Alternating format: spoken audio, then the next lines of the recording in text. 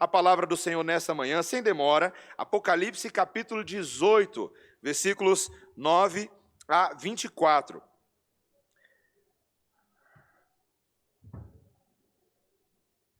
Apocalipse 18, 9 a 24.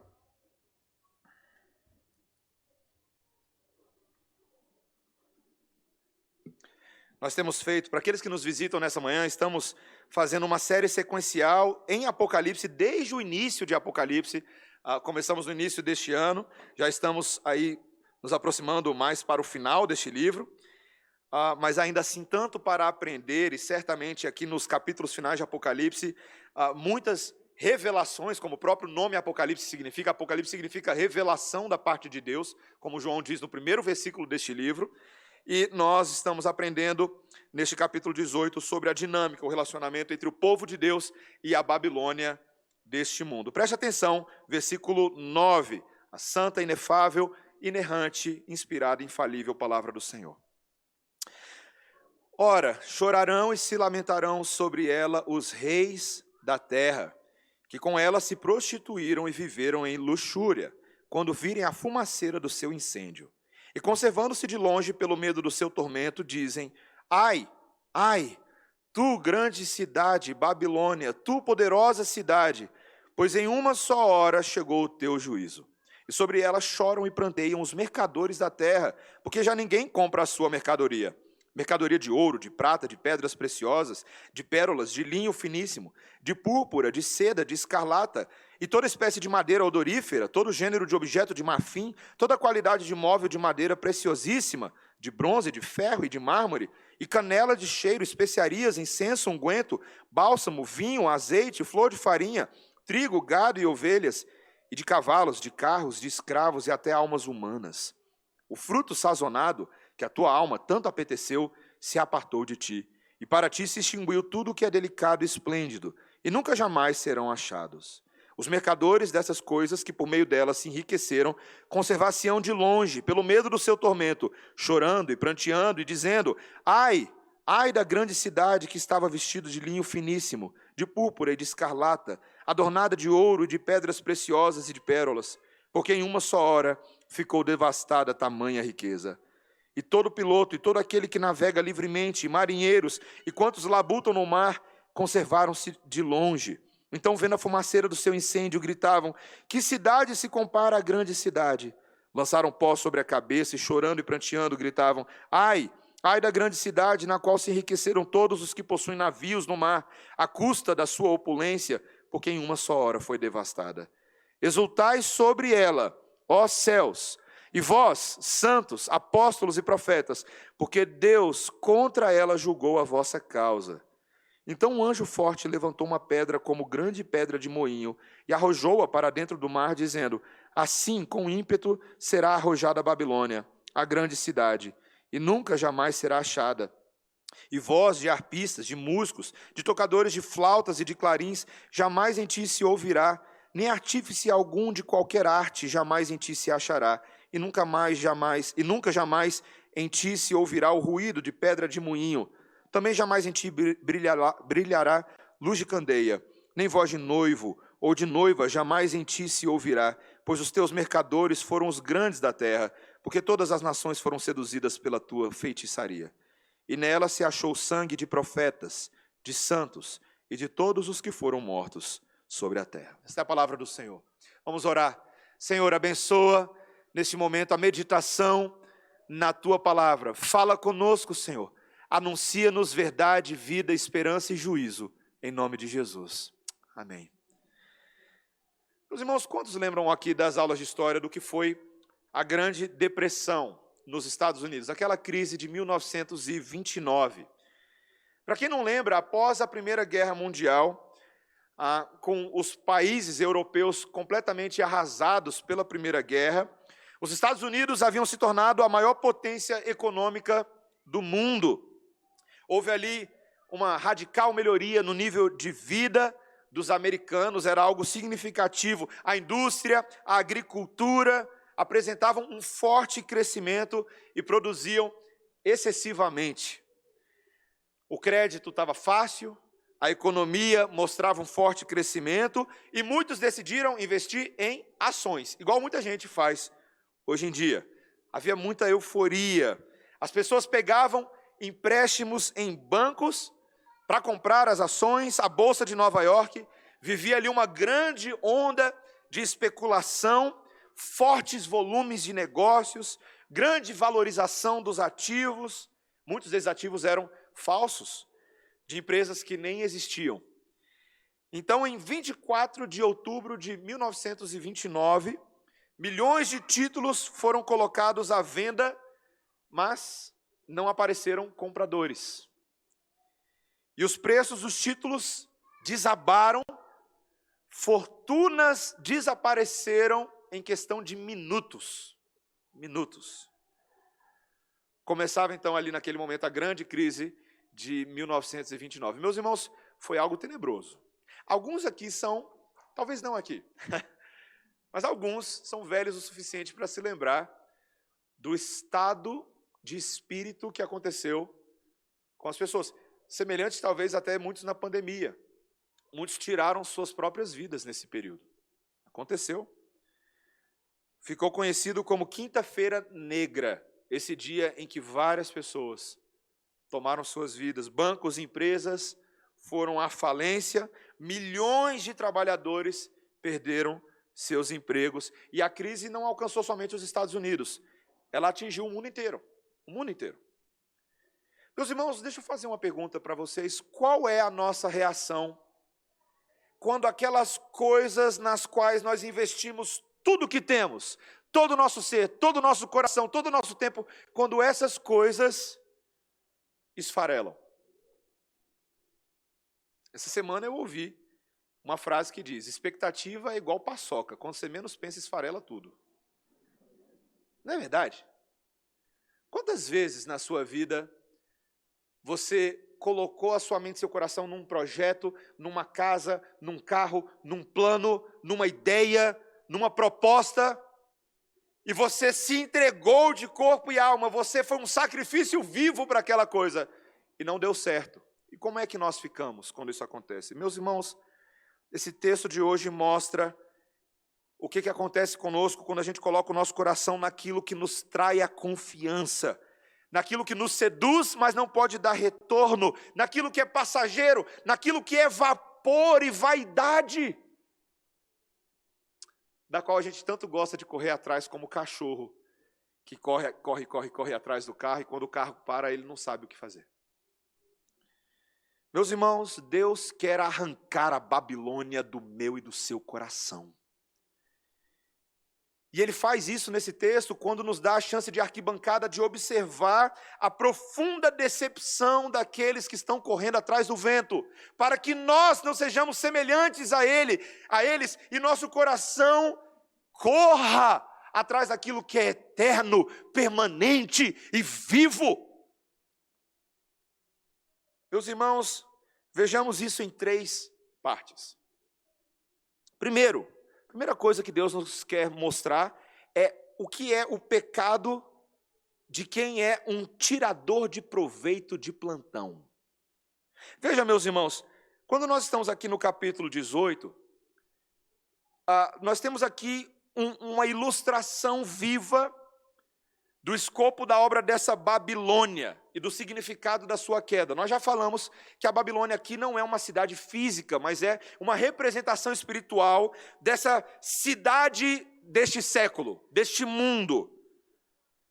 E desde o início do capítulo 18, nós vimos um anjo que desceu do céu em alta voz, proclamando: caiu a Babilônia.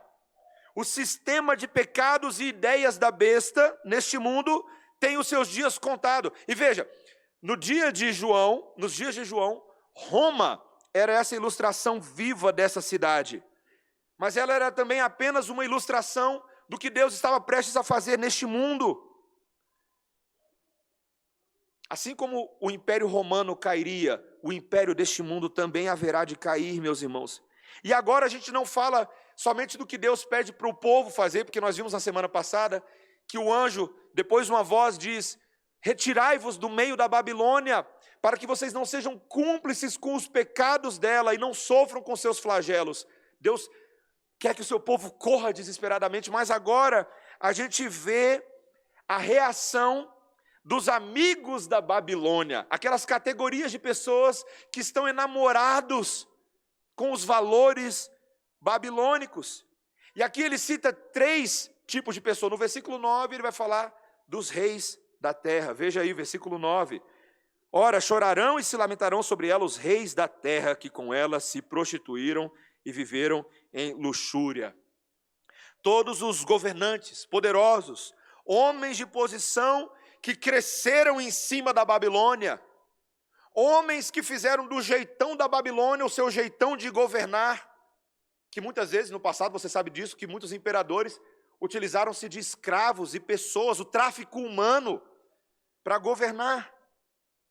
Esses homens agora lamentam pelo fumaceiro do grande incêndio. Outra categoria aqui no versículo 11 são os mercadores da terra. Você viu aí versículo 11. E sobre ela choram e pranteiam os mercadores da terra, porque já ninguém compra a sua mercadoria. O comércio desses dependia da Babilônia, dependia do seu status, mas com ela caída, cai-se também o comércio. E eu acho tão interessante, meus irmãos, a forma detalhista como ele descreve tudo o que é afetado, aí a partir do versículo 12, veja, ele vai falar das mercadorias de ouro, de pratas, de pedras preciosas e pérolas, coisas que parecem duradouras, mas não têm valor permanente quando comparadas com a eternidade. Todas perecem, lembra? Paulo havia dito em 1 Coríntios capítulo 7, versículo 31, a aparência dessas coisas deste mundo passa.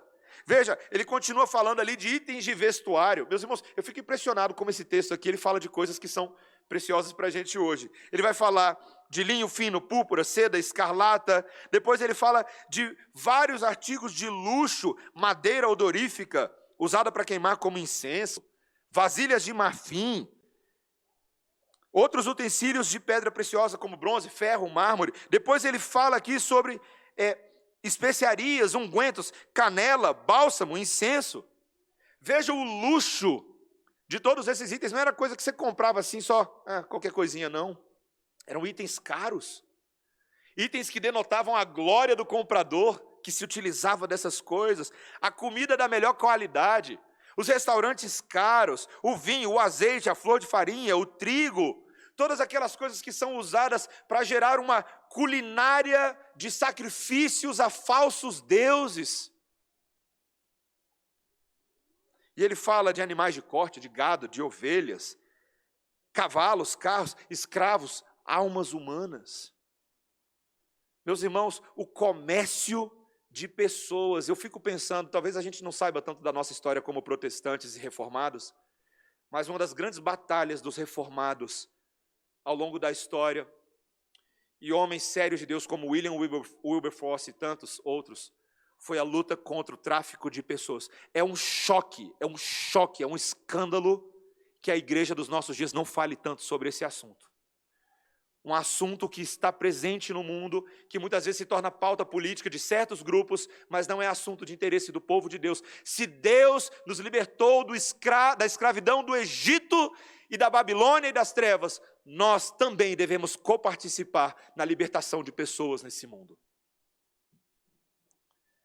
Meus irmãos, todas essas coisas aqui eram itens para enriquecer. Depois ele vai citar aí no versículo 17, veja, olha o versículo 17, na metade ele fala agora de todo piloto, todo aquele que navega livremente, marinheiros, todos aqueles que labutam no mar, essas pessoas que eram piratas dos mares, que pegavam pérolas, caçavam tesouros, faziam os produtos babilônicos. Naquela época não tinha avião, meus irmãos, não tinha Amazon, não tinha nada, era de navio que as coisas chegavam em outras partes do mundo. Todos esses que haviam sido seduzidos a adorar o luxo da Babilônia foram decepcionados. Meus irmãos, é incrível como um dos principais pecados do coração do homem é a autoindulgência. Sabe o que é autoindulgência?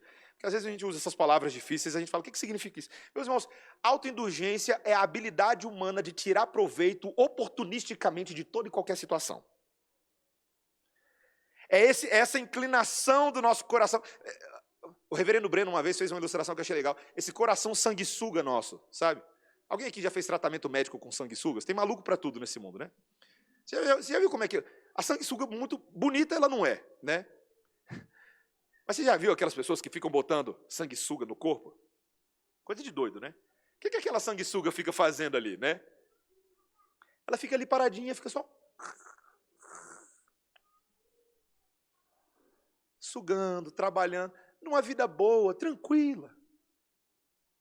Meus irmãos, infelizmente nesse mundo, eu e você somos tentados o tempo inteiro a ser como aquelas pessoas que detêm poder, que detêm cargos, indústria, comércio, mas fazem desses meios para autoindulgência, para autoenriquecimento, e muitas vezes por meio de práticas inescrupulosas. Meus irmãos, infelizmente, veja, nós não somos contra a política, porque política é um fazer das culturas humanas. Nós somos contra aquele fazer político pecaminoso e corrupto, de conchavos, de pessoas que só pensam em si, que são eleitas para cuidar do bem comum, do bem público, porém só se alimentam. E meus irmãos, não fica olhando só lá para o político não, tá? Sei que todo mundo está acompanhando política essa semana aí. Olha para o seu coração. Aqueles lá são reflexos de nós aqui. Meus irmãos, o grande problema do coração humano é que ele não suporta ver uma mudança no seu status quo. Coisas que ameaçam sua posição. Porque na raiz de toda autoindulgência, meus irmãos, o pastor Tim Keller diz, o que aparece na raiz de toda autoindulgência é aquela frasezinha que todo mundo conhece, mas eu mereço ser feliz. Quantas vezes você já falou isso na sua vida? Quantas vezes o nosso coração se inclina... Você já viu aquele povo de Facebook? Mas ele merece ser feliz. E meus irmãos, esse merecimento de autofelicidade coloca sempre o homem no centro. Não importa o que Deus pense de nós, o que Deus quer para nós, o que Deus trace para nós. Meus irmãos, esse texto claramente nos chama a confrontar o pecado do materialismo no nosso coração, na sociedade, de acharmos que os bens que nós temos são necessários à piedade, à vida, à subsistência, quando isso não é verdade. Meus irmãos, que negócio é esse que nós temos em nós, que a gente acha que a gente precisa do luxo, no matter what, não importa o que for. E já parou para pensar como tantas dessas coisas nós temos na nossa casa? Quando seu fone de ouvido quebra, você vai lá e compra outro. Aí quando está ruim, não, agora eu quero um sem fio. Aí quando você está sem fio, não, eu quero um menor, eu quero um invisível. Eu quero um nanofone de ouvido. Que entre nos meus folículos. Quando eu morava lá nos Estados Unidos, meus irmãos, toda vez que tinha Black Friday, eu me escandalizava com o tamanho da fila na loja da Apple. Eu não vou mentir, meus irmãos. Eu já entrei nessa fila também. Mas era assim, eu escandalizado na fila que eu estava. Meu Deus.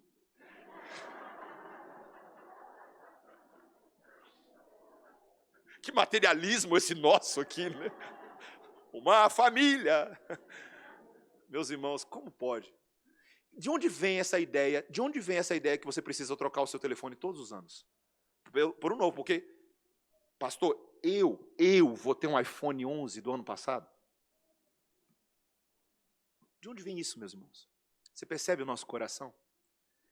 O novo, o tempo inteiro atualizado, como se as coisas velhas fossem ultrapassadas e sem valor, mas é o nosso coração que nunca se satisfaz. É como se o nosso coração estivesse falando o tempo inteiro, eu estou com sede, eu preciso de mais, mas a gente não lembra, meus irmãos, que Jesus, que Deus é absolutamente tudo o que nós precisamos. E nós deixamos o nosso coração ser tomado por posses, por prazeres, que tantas vezes são passageiros nesse mundo. Meus irmãos, observe os tiradores de proveitos sem Deus no coração e confronte você. Confronte-se a si mesmo. Será que às vezes a gente não entra nesse padrão? Essa era a primeira coisa. Mas, segundo lugar, agora eu quero que você observe junto comigo nesse texto, não só quem são os tiradores de proveito, mas o lamento de quem ainda está agarrado no pecado. Veja que existe um padrão comum entre todas essas categorias de pessoas. Todas elas passam a chorar compulsivamente, de lamento. Olha o versículo 9. Ora, chorarão e se lamentarão sobre ela os reis da terra, quando eles veem a fumaça do incêndio. Olha o versículo 10. E conservando-se de longe pelo medo do seu tormento, dizem: ai, ai, tu grande cidade, Babilônia, tu poderosa, pois em uma só hora, chegou o teu juízo. Meus irmãos, todas essas pessoas agora que tinham o seu coração, seu valor, sua identidade na Babilônia, percebem que as coisas da Babilônia, como o texto diz em todos os comentários aqui sobre o lamento, que eles percebem que em uma só hora, tudo aquilo que parecia opulento, grandioso, desapareceu, se foi, evaporou, esfarelou. E meus irmãos, eles ficam tão escandalizados, em choque, que eles permanecem de longe. Os reis, os mercadores, eles ficam olhando de longe, porque agora eles temem o que está acontecendo com ela e falam: eu não quero sofrer isso. É tão interessante como o nosso pecado é conveniente, né? Quando está tudo ali no bem bom, quando a gente está enamorado com o pecado, a gente está no meio dele. Quando a gente começa a ver as consequências, a gente fala: ah, não, eu não quero nada a ver com isso. Meus irmãos, o que na verdade é impressionante aqui, é que eles são capazes de olhar tudo isso, mas não tem um pingo de arrependimento. Eles continuam saudosistas. Eles continuam olhando para a riqueza da Babilônia e lembrando de tudo que ela foi e que deixou de ser. Veja comigo, por exemplo, no versículo 16, quando os mercadores dizem: ai, ai da grande cidade, que estava vestido de linho finíssimo, de púrpura e de escarlata, adornada de ouro, de pedras preciosas e de pérolas, porque em uma só hora ficou devastada. Tamanha riqueza. Meus irmãos, em vez de mudarem o rumo do seu coração, por causa da destruição patente diante dos seus olhos que verão, não, estão com saudade. Meus irmãos, eu fico impressionado como o nosso coração às vezes é capaz de fazer isso. Tem uma coisa, eu posso abrir uma janelinha aqui da minha vida de aconselhamento pastoral? Posso? Vocês permitem? Vocês sabem uma coisa que na vida de aconselhamento pastoral que me deixa rebuliçado? É quando eu sento para conversar com uma pessoa, um pai, uma mãe, um esposo, uma esposa, uma família, e eles começam a descrever a sua vida pregressa, quando ainda não tinham tanto entendimento, quando ainda viviam pecado, mas eles começam a contar como se estivessem morrendo de saudade. Ah, pastor, quando eu era novo, o cara é totalmente careca, eu tinha um cabelo bonito, pastor. Pai, pastor, eu vou falar a verdade para você, eu não vou mentir aqui não, tá? Não tinha mulher que eu não pegava. Estou falando a verdade, pastor. Detalhe, tá? Ele está casado, sofrendo problema no casamento, na minha frente, para tratar do casamento, mas está falando da época da vida que era solteiro? Ah, era tão bom. Meus irmãos, que negócio é esse conosco, que a gente fica falando? Deus arrancou a gente do Egito, mas a gente está... a comida do Egito era boa, pastor. Quando eu era escravo no Egito, era 2 hambúrgueres, alface, queijo, molho especial, cebola picles, num pão com gergelim. Pastor, era bom, pastor. Pastor, você nem sabe, mas eu já fui um empresário muito bem sucedido. Rapaz, pastor, eu já ganhei dinheiro, eu já tive 6 carros na minha garagem. Aqui em Brasília, aqui assim, ó, todo dia da semana eu saio com um carro diferente. Meus irmãos, por que o nosso coração tem isso? Saudade daquilo que era inferior, menor do que conhecer a Deus, estar com Deus, entender a Deus. Meus irmãos, eu não estou falando que a vida do crente hoje tem que ser uma vida de pobreza material, ou uma vida em que nós, para sermos crentes, temos que ser quase franciscanos. Não é disso que eu estou falando, não. O problema é a forma como o nosso coração segue nesse mesmo padrão de maldade. Muitas vezes, meus irmãos, as pessoas sabem que estão pecando, sabem que o pecado colheu destruição e continuará colhendo destruição, mas sentem saudade. Não conseguem perceber o caminho de morte que as decisões tomadas sem sabedoria na vida conduzem. Eu e você, meus irmãos, devemos nos lembrar quando o Senhor Jesus Cristo nos disse, e eu preciso que nessa manhã você preste atenção nisso, porque eu também preciso dessa mensagem, de que adianta o homem ganhar um mundo inteiro e perder a sua alma?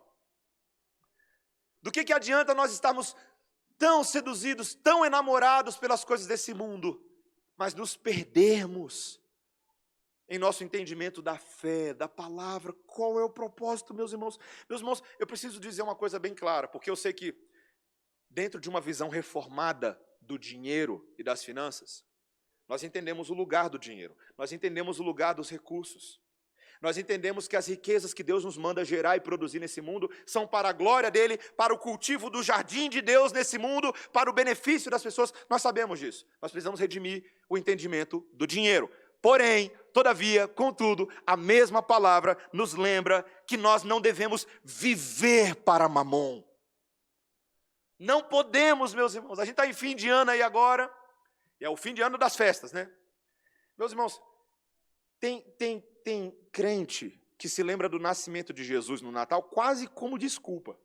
É verdade, só para consolar o coração. É verdade, alguém lê um versículo aí, vai, leia um versículo, que é de Jesus o aniversário, né? Que gastou tanto dinheiro que tinha e não tinha, tá?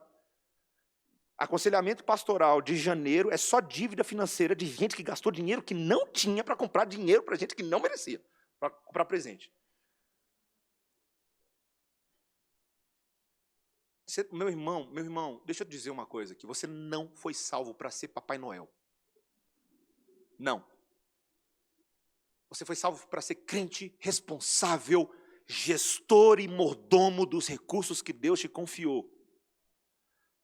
Claro que é bom dar presente e ganhar presente, meus irmãos. Todo mundo gosta disso. Mas cuidado com o seu coração. Cuidado. Nós temos que manter guarda sobre o nosso coração contra a ganância, que é um pecado que a Bíblia nomeia por nome, contra a avareza, para que essas coisas não controlem nossas vidas, para que a Babilônia desse mundo não se infiltre sorrateiramente e a gente passe a pensar, mas se eu não tiver aquela coisa que eu preciso comprar, eu não serei feliz e realizado. Isso é mentira de Satanás. Porque quem traz felicidade, quem realiza, quem completa, quem torna íntegro, quem faz tudo novo, é o Senhor Jesus Cristo de Nazaré. É Ele. Por isso, meus irmãos, o nosso coração tem que estar adequadamente colocado em Deus. Deus te chama a trabalhar, Deus te chama a fazer um uso adequado dos seus recursos, mas se por acaso o seu trabalho se for, o seu salário não entrar, Deus continua sendo Deus e você continua sendo filho dEle. E Ele prometeu prover para nós o alimento, a roupa do corpo, porque Ele é Deus sustentador e Pai amoroso. Então não seja como os ímpios que correm atrás dessas coisas quanto ao que comer, quanto ao que vestir. Porque nós, meus irmãos, sabemos que um ser humano não pode acrescentar um côvado que seja ao curso da sua vida. Nossa vida está nas mãos do Criador. Ele prometeu cuidar de nós por meio do seu trabalho, por meio do seu esforço. Mas mesmo quando essas coisas são ameaçadas nesse mundo, nosso relacionamento com Deus não é ameaçado. E por isso, meus irmãos, quando a gente olha para a decepção, para a frustração desses homens, o texto, o capítulo 18, em antecipação do capítulo 19, e aqui é muito spoiler, então eu não vou nem dar. Deixa para o capítulo 19, que é só glória, glória e aleluia. Mas no capítulo 18, ele termina mostrando qual deve ser a reação, não dos tiradores de proveito, mas dos adoradores de Deus. Esse é o nosso último ponto. A exultação quando a nossa causa é vingada. Esse é o último ponto. Veja agora no versículo 20 a mudança de público-alvo do discurso. Versículo 20. Exultai sobre ela, sobre a Babilônia, ó céus, e vós, santos, apóstolos e profetas, porque Deus contra ela julgou a vossa causa. Meus irmãos, João não está só descrevendo lá aquele povo cheio de problema. Ele está tentando trazer esperança para os crentes. E agora as palavras da revelação de Deus alcançam tanto os céus, os seres celestiais, os anjos e todos aqueles que estão na presença de Deus, quanto os que estão sobre a terra. Você viu o que ele diz? Os santos eram aqueles que estavam sendo perseguidos por causa do temor do Senhor, por Roma, na Ásia Menor, as igrejas da Laodiceia, Esmirna, Filadélfia, Éfeso. Mas também devem se exultar. Você percebeu um detalhe aqui, eu estava estudando o texto ontem de novo, falei assim, esse detalhe aqui eu não posso deixar de falar. Não só os santos, mas também os apóstolos e os profetas. Você viu aí no versículo 20, esse detalhe? Ué, por que ele não está falando que só devem exultar os santos? Por que é essa categoria agora? Meus irmãos, eu quero que os irmãos percebam algo glorioso aqui. No texto, a construção estilística da revelação é fantástica. Você tem 3 categorias em cima: reis e governantes, mercadores e comerciantes, navegantes e marinheiros. Agora, logo abaixo, você tem outras 3 categorias: santos, apóstolos e profetas. Os 3 primeiros foram decepcionados e frustrados, porque não antecipavam a destruição da Babilônia e viram a destruição da Babilônia. Mas os 3 de baixo se alegram, porque antecipavam a destruição da Babilônia e viram a destruição da Babilônia. Meus irmãos, que coisa gloriosa! Os profetas, Jeremias, Isaías, Ezequiel, Daniel, todos eles anteciparam os dias da destruição da Babilônia. Todos eles. E viram isso acontecendo. Imagina, Isaías, 740 anos antes de Jesus. 740 anos. Eu não sei nem, meus irmãos, eu não sei nem o que vai acontecer amanhã. Mas ele recebe uma revelação do que Deus faria por meio da vinda do Messias em Cristo Jesus, e depois da sua morte e ressurreição, porque Isaías fala disso no capítulo 53, e depois ele ressuscita dos mortos, e vem então o julgamento da Babilônia, desse mundo, e do anticristo e da besta. Agora, a esperança dos profetas se cumpre. A esperança dos apóstolos também, que olham para frente e falam: Senhor, até quando? Foram mortos, foram perseguidos, foram escorraçados. João estava na ilha de Patmos, Pedro foi martirizado, tantos outros foram colocados para fora. Caiu a Babilônia. Tudo aquilo que Deus pronunciou na sua palavra se cumpriu. E nos versículos 21 até o final, ele detalha o que acontece. Veja, primeiro no versículo 21, um anjo aparece bem forte, e o que ele está prestes a fazer exige força. Ele pega uma pedra de moinho. Você sabe o que é uma pedra de moinho? Você sabe qual que é o peso de uma pedra de moinho? E ele pega a Babilônia, que é como essa pedra de moinho, movido por um animal, e ele lança ao mar, e ele joga com força para que ela afunde e ninguém nunca mais encontre ela, lá no fundo. O mundo iníquo, é isso que ia acontecer. No versículo 22, ele fala que nessa que outrora era uma arte idólatra, agora não vai ter mais músico, não tem arpista, não tem flautista, não tem artífices de artes para fazerem artes consagradas a demônios, não tem mais. Meus irmãos, não haverá ali noivos e noivas, relacionamentos ímpios, porque todas as nações que haviam sido seduzidas pela feitiçaria da Babilônia verão o feitiço se voltar contra o feiticeiro. E o versículo 24, meus irmãos, nos dá o veredito. Tudo isso aconteceu, versículo 24, porque nela se achou sangue de profetas, de santos e de todos os que foram mortos sobre a terra. O veredito é que a hora dela vai chegar. Tudo aquilo que ela fez contra o povo de Deus, ela receberá em dobro. Meus irmãos,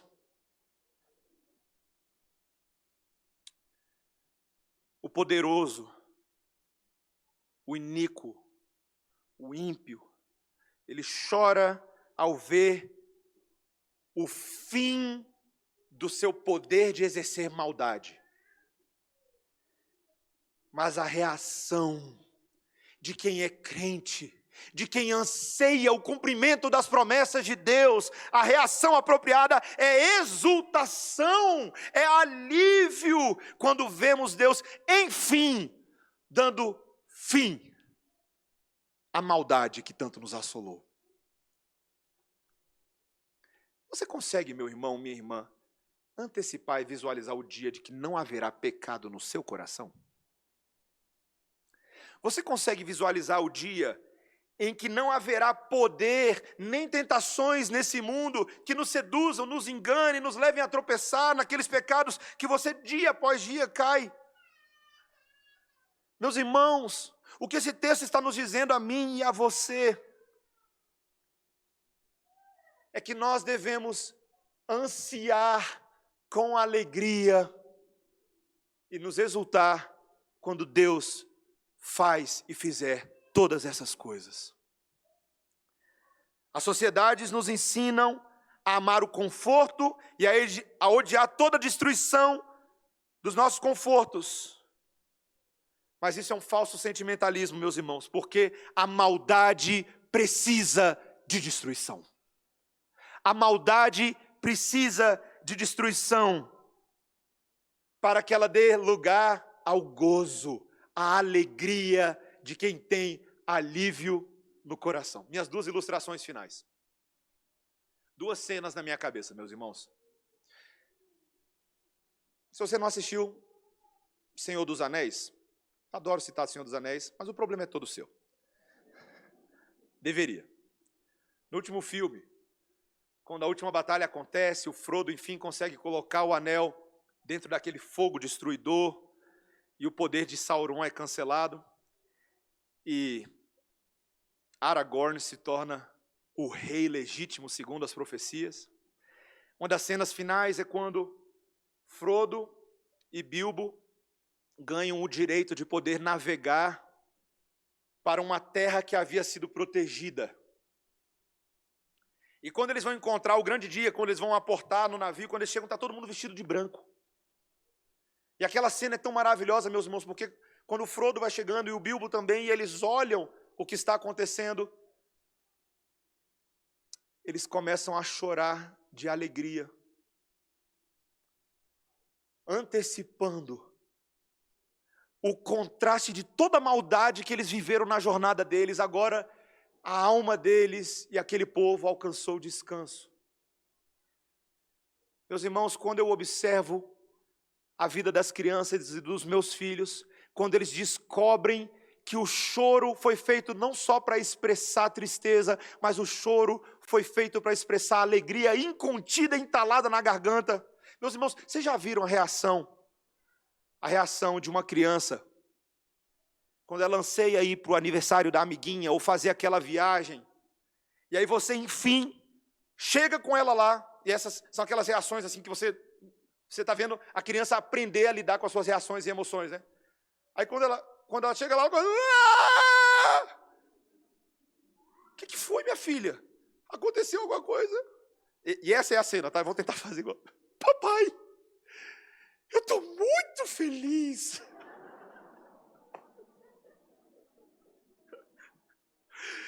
Filha, eu sei. Aí você começa a chorar com ela porque você não consegue, né? Eu sei.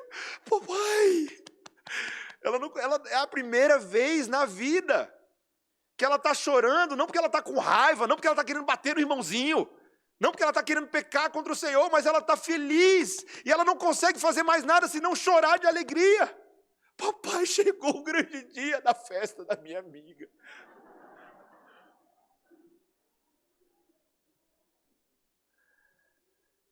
Ah, meus irmãos,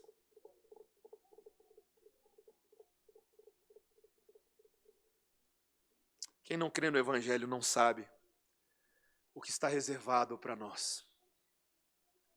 Deus haverá de extirpar absolutamente toda a maldade. E, meus irmãos, falo isso com respeito, Mas a esperança dos crentes não está na eleição do próximo ministro do Supremo Tribunal. A esperança dos crentes, meus irmãos, não está na eleição do Brasil no ano que vem. A eleição dos crentes não está no aperfeiçoamento da vacina do Covid. Todas essas coisas são importantes neste lado da eternidade. Elas têm o seu lugar, elas têm o seu momento e nós como crentes precisamos. Mas a nossa esperança última está naquele que vive sobre a morte. Essa é a nossa esperança. Eu e você entraremos, eu não quero dar spoiler do capítulo 19, mas já estou dando. A gente vai entrar nesse barco de Cristo para comemorar o noivado e o casamento junto com Ele, meus irmãos. E até lá eu quero terminar meu sermão dizendo, de forma muito rápida, porque eu já passei do meu tempo. Meus irmãos, como que até lá eu e você podemos nos manter afastados da Babilônia desse mundo? 6 frases para você, 6 frases. Preste atenção. Enquanto não chegamos lá, eu quero te falar 6 coisas. Primeiro lugar, lembre-se sempre que as pessoas são mais importantes do que produtos. Segundo, fique de olho no orgulho dos seus próprios planos, programas e sucessos. A gente descobre nosso orgulho quando, igual o Léo falava nas aulas de cosmovisão, quando Deus faz assim com o seu tapete, assim, ó, a sua reação mostra o quão orgulhoso a gente é.